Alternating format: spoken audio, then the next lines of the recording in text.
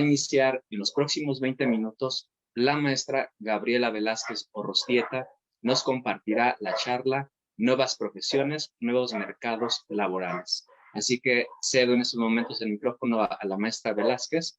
Así que adelante, maestra, si gusta compartir su presentación. Sí, cómo no, pues buenas tardes a todos. Permítanme compartir la pantalla y ponerla en el modo de presentación. ¿Ya se está viendo ahí la pantalla? Ya se ve la pantalla. Ok, bueno, muchas gracias. Pues buenas tardes a todos. Bienvenidos a esta conferencia sobre nuevas profesiones, nuevos mercados laborales. Como ya se comentaba, pues el día de ayer en la elección de una carrera universitaria, pues son diversos factores los que influyen. Entre ellos, pues, y con un gran peso que digamos que en la cultura de la orientación vocacional siempre han tenido, pues son estas variables o los factores individuales, todo lo que está referido a la persona, ¿no? Como ahí entran los gustos, los intereses, las aptitudes del estudiante y pues también, ¿por qué no? Estas aspiraciones que tiene el estudiante de tener pues éxito en la vida, un modo de vida, etcétera. Pero también hay una pieza de este rompecabezas, si pudiéramos llamarlo así, a la elección de carrera, que no es menos importante, que en este caso sería el contexto. Este espacio, estas condiciones donde el estudiante que elige una carrera va a ejercer aquello que eligió. Digamos que la elección de carrera pues es prospectiva porque algo que el estudiante elige hoy, este año 2023, se va a materializar cuando él ya esté en el campo de trabajo, posiblemente 10 años después, dependiendo la carrera y lo que le cueste insertarse a un mercado de trabajo, pero esta parte a veces es la que es difícil para los estudiantes, proyectarse y visualizarse. Voy a iniciar por platicar con ustedes un contexto justamente de la educación superior. Pues sabemos, ¿no? De acuerdo al último censo del INEGI, que nuestra población en México pues asciende a algo así de como 126 millones y un poco más de habitantes. Y de estos habitantes, pues hay una porción, que es lo que estamos viendo aquí en la gráfica, de jóvenes, muy importante, casi por ahí de la tercera parte, que jóvenes entre los 12 y los 29 años. Digamos que México ahí potencialmente pues es abundante en una materia prima, en una población que está en posibilidades de acceder a la educación superior. Si vemos la distribución de la población por edad, observamos que estas franjas que aquí destaqué en la gráfica, justamente en los rangos de 15 hasta los 29 años, ahí es donde se concentra también la mayoría de la población joven y pues, insisto, esto viene a ratificar que hay un nicho ahí de posibilidades en cuanto a una población en edad de acceder a la educación superior. Pero, ¿qué es lo que pasa en México? Quienes ya llegan, digamos, al momento de elegir una carrera, que están en el proceso de acceder a una universidad pública, a lo largo de todo el país, en esta gráfica lo que vemos es que hay una discrepancia entre los que demandan un lugar y los que son admitidos. Lamentablemente, pareciera que estos procesos de selección, los lugares disponibles, etcétera, pues hacen que esto sea un embudo y solamente unos cuantos acceden a la educación superior. Esto se agudiza incluso en universidades que son entre más grandes, pues más demandadas, como la Universidad de Guadalajara, por ejemplo, que hay una discrepancia importante entre sus aspirantes y sus admitidos, ¿no? Aquí, por ejemplo, con la Universidad de Guadalajara, eran 56,600 aspirantes en el ciclo 2021 y la universidad solamente estuvo en posibilidades de admitir 21,000. En la UNAM, particularmente en el caso de las facultades de estudios superiores, es ahí donde hubo muchísima población de aspirantes, 92,437, y solamente fueron admitidos 20,117. Y así, bueno, hay el caso de algunas otras universidades, y bueno, esta gráfica me parece que nos da un panorama general de estas dificultades en el acceso a la educación superior. Bueno, ya de estos jóvenes que sí acceden a la educación superior, la matrícula a nivel nacional, ¿dónde se distribuye?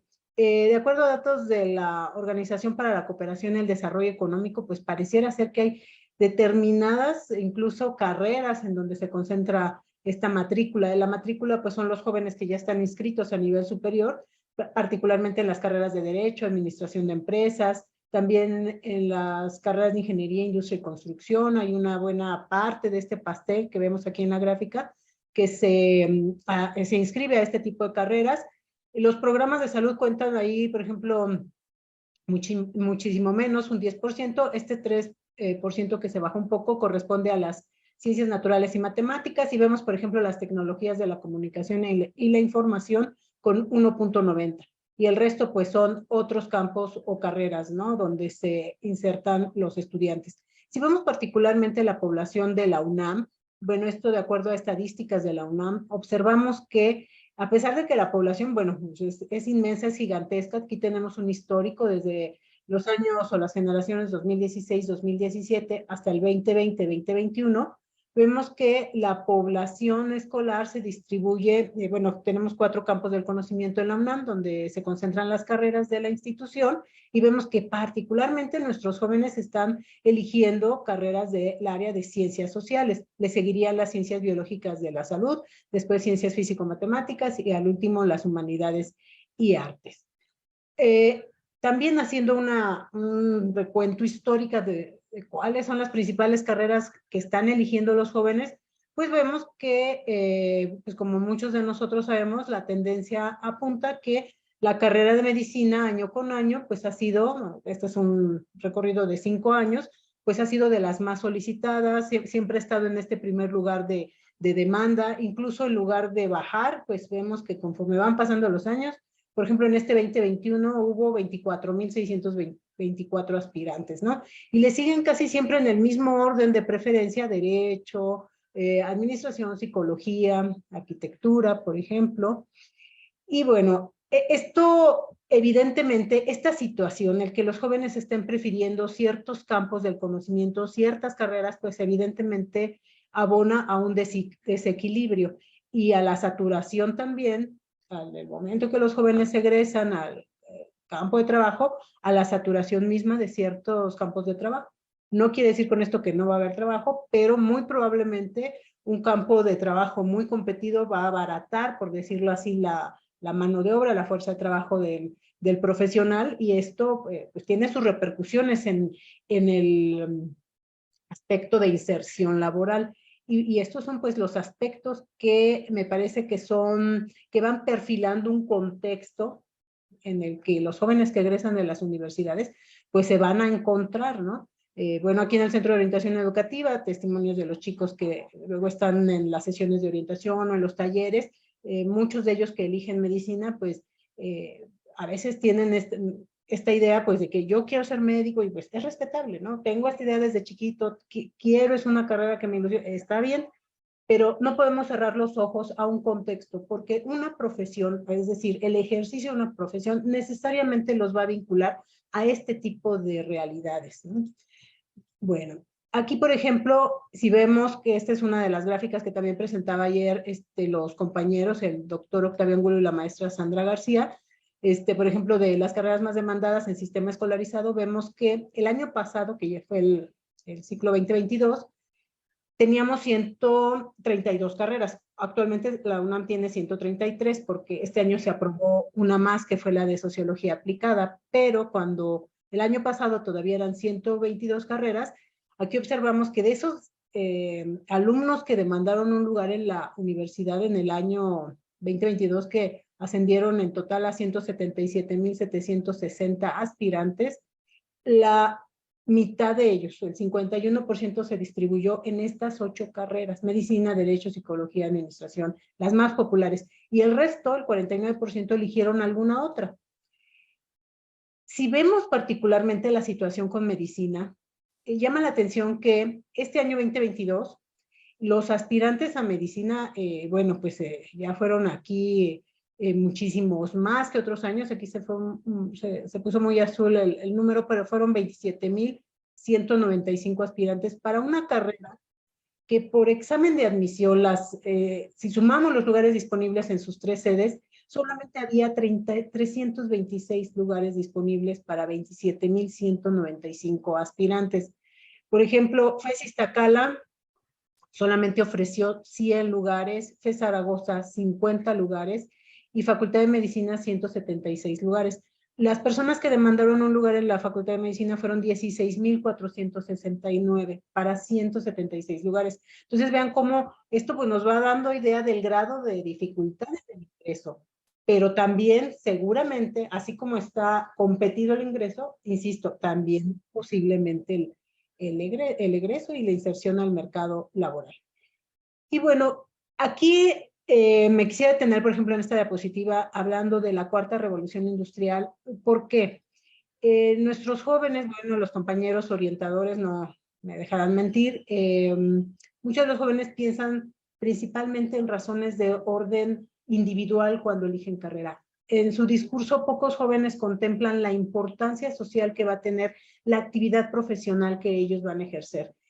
Si uno elige sin considerar el contexto económico, el contexto social, las problemáticas en las que va a incidir la carrera que ustedes elijan, ¿qué va a pasar? Que es como si estuvieran haciendo una decisión artificial, aislada, aparentemente aislada, pero nunca va a estar aislada, de un contexto, como si fuera una elección estática. Por ejemplo, yo me compro un pantalón de mezclilla y el pantalón, mientras yo lo guarde así en mi cajón, en mi closet, con las etiquetas y todo, no le va a pasar nada. ¿Por qué? Porque es una decisión así, estática, ahí está, inmutable. Pero las carreras no son así. Las profesiones en el momento que se vinculan a un contexto, están sujetas también en su inserción a todas estas variables y a todos estos cambios que va teniendo el contexto. Si nosotros observamos, por ejemplo, cómo ha ido el desarrollo económico muy ligado al desarrollo, a la producción industrial, tiene, pues esto es la base de la economía, vemos que en 1700, 1800, pues fue un desarrollo tecnológico demasiado importante la mecanización, cuando aparecieron las primeras máquinas que podían hacer algo. Después con el surgimiento de la electricidad, eso fue otro parteaguas, pero en este siglo particularmente hemos avanzado, la humanidad ha avanzado lo que no avanzó en los siglos anteriores. ¿Por qué? Porque con el surgimiento de la computadora, el hecho de que hubiera tecnologías de la información y comunicación, el internet, y que se pudieran automatizar muchos procesos, bueno, eso vino a dar un cambio, ¿no? Incluso de visión, ¿no? De producción. A lo mejor muchas empresas tuvieron que adaptar sus esquemas de producción. Nosotros, en todas las áreas de la vida permeó, porque a lo mejor en lugar de capturar la información a mano o hacer un escrito en una máquina de escribir, bueno, es un cambio incluso de realidad el que estemos usando una computadora con procesador de textos, pero un cambio mucho más radical cuando aparece la digitalización, cuando aparece la inteligencia artificial, cuando los sistemas pueden ser inteligentes y así emular, imitar las funciones que pueden hacer incluso hasta los humanos. Pues esto cambia nuestra forma de percibir el mundo, de negociar entre nosotros, de comunicarnos. A esto se le llama la cuarta revolución industrial. Pareciera que nuestra población estudiantil, nuestra población de las universidades está eligiendo al margen de esta realidad que está allí ya presente y que no solamente nos tocó la puerta en algún momento, sino que ya está la tecnología inmersa en todas las actividades que hacemos. De tal manera que, bueno, se dice por ahí, el Foro Económico Mundial señala que los empleos del mañana pues van a estar muy permeados por la influencia de la tecnología. Se piensa que la fuerza de trabajo se va a automatizar mucho, con mayor rapidez de lo esperado, justamente porque la pandemia vino a darle un impulso y hizo evidente la utilidad de la tecnología, los beneficios de la tecnología para hacer una serie de operaciones, incluso hasta bancarias, hasta en el supermercado. O sea, vemos que hay máquinas inteligentes que pueden hacer las veces de un cajero humano. Bueno, pues ahí es donde estamos viendo que pues, la influencia de la tecnología pues va a dictar cómo va a ser el trabajo del futuro. Esto lo dijo el Foro Económico haciendo una proyección a 5 años, esto es 2025, y ya estamos en el 2023. Bueno, ¿cuáles serían, por ejemplo, gracias a esta revolución robótica o de inteligencia artificial, se van a crear muchos empleos, otros van a desaparecer o se van a transformar? ¿Y dónde se piensa que va a ser la mayor demanda? Pues, por ejemplo, en lo que le llaman la economía verde, todas estas profesiones, todas estas carreras, incluso técnicas, pero que apuntan al desarrollo sostenible, al trabajo con datos, con una información que no es palpable, no es concreta, no es tangible, pero ahí está. Todos nosotros usamos el internet, llenamos encuestas, usamos aplicaciones y por aquí, por acá dejamos datos, incluso nuestros datos personales y biométricos, en una serie de datos que ha creado lo que le llaman el Big Data, la gran nube de datos. Y ahora bien, ¿quién va a manejar esos datos, no? Es toda una empresa manejar esos datos bien, adecuadamente, y pues ya en lugar de tener archivos físicos, pues tenemos archivos virtuales. Y todo eso va a generar campos de oportunidad. De ahí que la ingeniería, la informática, pues van a tener mucho auge en los años venideros. Y aquí, pues evidentemente todo esto plantea un reto para los jóvenes, porque pues sí, se van a perder algunos empleos, pero también les plantea la oportunidad es un reto, pero una oportunidad a la vez de formarse, de prepararse académicamente y profesionalmente para las nuevas oportunidades.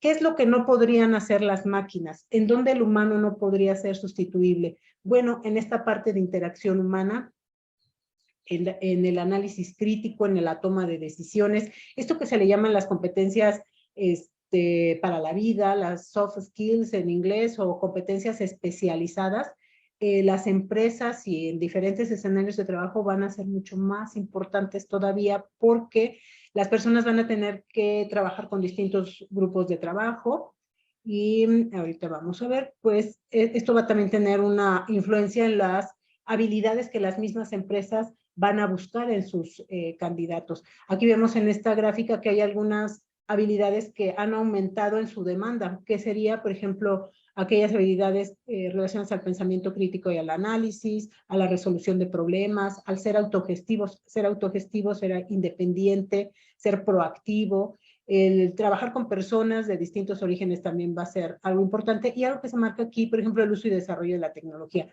Y vean cómo, por ejemplo, la cuestión de los conocimientos básicos es una de las habilidades que decaen. ¿Por qué? Porque ya no es suficiente que yo me sepa de memoria ciertos conocimientos, sino que sepa aplicarlos.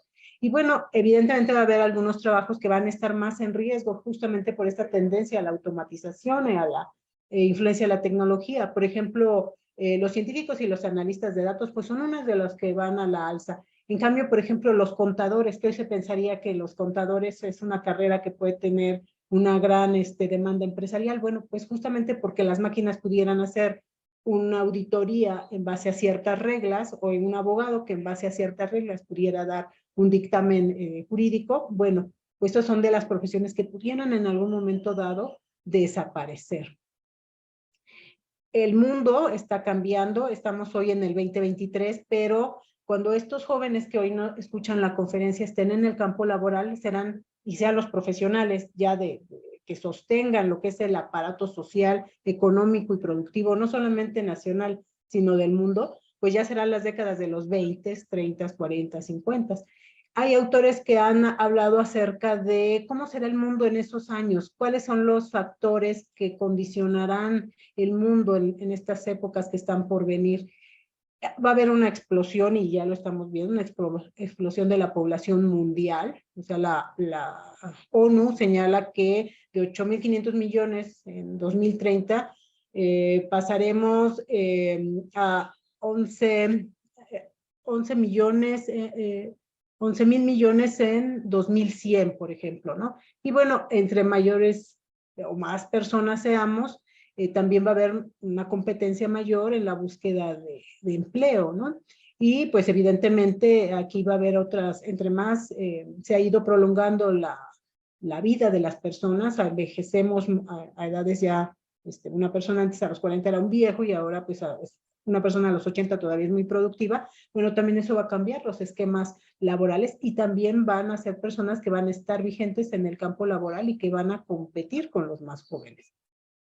También pues el cambio climático y está muy relacionado a la explosión de la demografía, la gran cantidad de personas que somos, y esto pues trae también un deterioro de los recursos naturales que son necesidades apremiantes y básicas a resolver, porque si esto no se resuelve, lo del cambio climático y la escasez de recursos, desde la falta de agua hasta los alimentos, pues prácticamente la subsistencia de la humanidad es la que estaría en riesgo, ¿no? De ahí que una alternativa para los jóvenes es prepararse en estos nuevos campos de trabajo que ofrecen las carreras nuevas.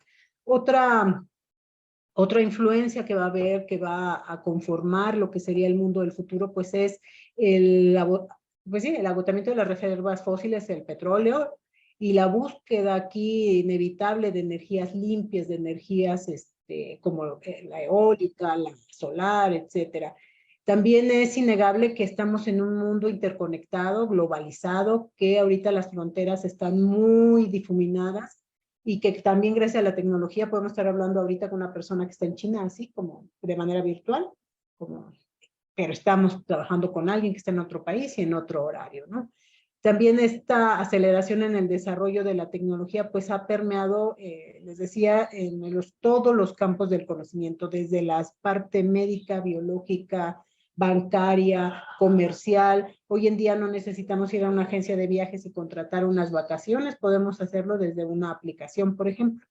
Y bueno, los desarrollos en todo lo que sería el estudio de los seres vivos, no solamente la medicina como tal, sino incluso la manipulación propiamente que hacen ya los científicos del genoma de la vida, de los seres vivos, pues ha hecho que esto también redunde en avances que nos han prolongado la vida y se ha extendido, y por eso les digo, en esta explosión, en esta gran cantidad de personas que seremos en el futuro, una beta de trabajo muy importante será el envejecimiento de la población y los problemas también nutricionales de la población, ¿no? Aquí es donde entran justamente las carreras nuevas. Muchas de ellas van a estar hablándoles a ustedes durante ayer hubo algunas ponencias, hoy va a haber otras sobre algunas de las carreras nuevas y mañana. Desde el año 2000 la universidad, particularmente la UNAM, pero en general todas las universidades públicas están abriendo programas de carreras nuevas, pero la UNAM desde el 2000, año con año, está abriendo 1 o 2 programas de licenciatura, y si ustedes ven los nombres de las carreras, justamente tocan o señalan, ponen el dedo en estas necesidades sociales apremiantes ahorita y que van a ser más agudas en un futuro cercano. Y bueno, muchas gracias. Una disculpa. ¿Podría ir finalizando su ponencia? Sí, permítanme. Para los que quieran como ahondar un poco más en el tema, hay dentro de la cartera de talleres del Centro de Orientación Educativa, que la pueden consultar en la página de DEGOAE. Voy a dar un taller para alumnos que se llama Las Carreras del Futuro. Es un taller de un día, dura 3 horas y tiene fechas en abril y en mayo. Entonces, si gustan buscarlo, porque bueno, aquí lamentablemente el tiempo pues se agota y es un tema pues que es muy rico, pero lamentablemente pues el tiempo nos corretea.